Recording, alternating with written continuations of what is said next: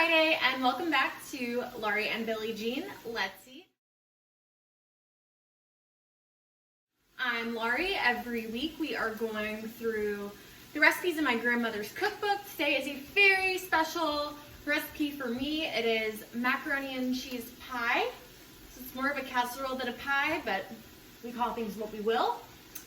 So this one in the book is listed as my favorite recipe, and it is. I love mac and cheese.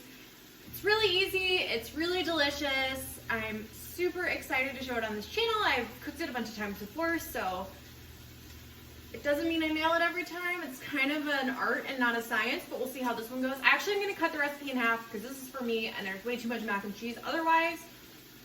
So if you wanna try the recipe yourself, the instructions will be in the description below, so you can go to my website, read the recipe, give it a try, and let me know how it goes. Let's go ahead and get started. Okay, so here's all of the ingredients you need to make this macaroni and cheese pie. We have some pre-cooked elbows. I went ahead and boiled those last night to prep to make this recipe. I assume everyone knows how to boil elbows, so you don't need my help for that. We have a block of cheese. I highly recommend grating the cheese yourself. It just tastes better that way. You can use shredded cheese if you need, but I would definitely try to at least grate some of the cheese.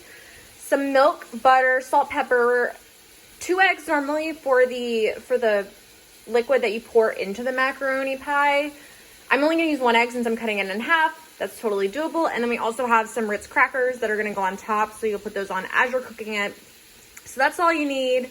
I'm gonna go ahead and get started by layering the macaroni and the cheese and putting salt, pepper, and some pats of butter between each layer.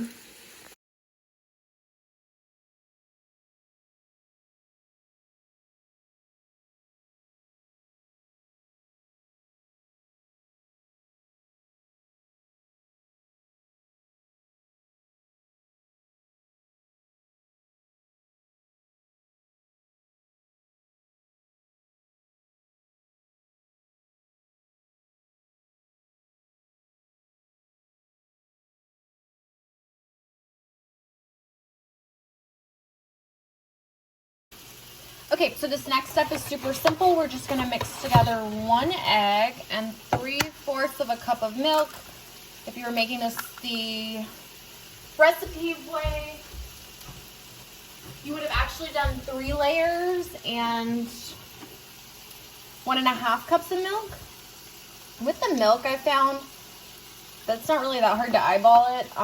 Just you wanna make sure that your macaroni and cheese has enough juice in it or else it'll dry out when it's baking. So that's the main thing. So I've even just, once I've gotten the juice mixture in there, just added a little bit on top of milk. So I'm just beating the egg in here.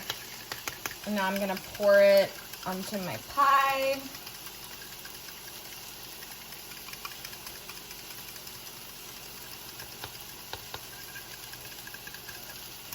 This is probably the hardest part, is to judge if it's juicy enough, as we say. So, I don't know. That looks pretty good to me. I'm going to go with this. And then if when I'm cooking, it's starting to look like maybe it's drying out too much, I'll add a little bit more. So one other thing that isn't part of the recipe that we've always done is put a little paprika on top. I would like to jokingly call it paprika because of Great British Bake Off. But yeah, so a little bit of paprika. I've already got it nice and seasoned. So now it's just gonna go in.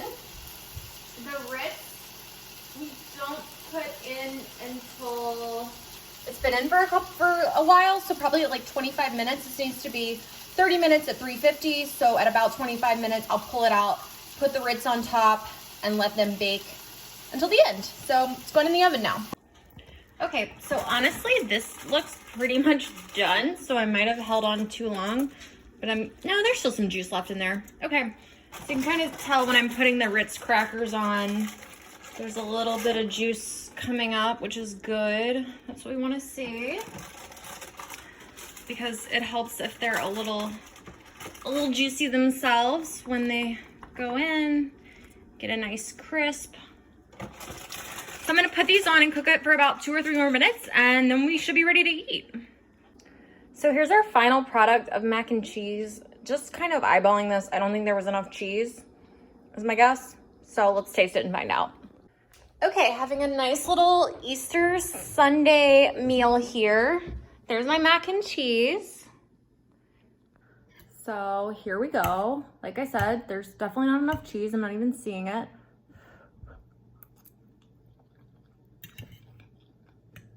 It's not a bad taste. The liquid amount seems about right. I think it's just the lack of cheese.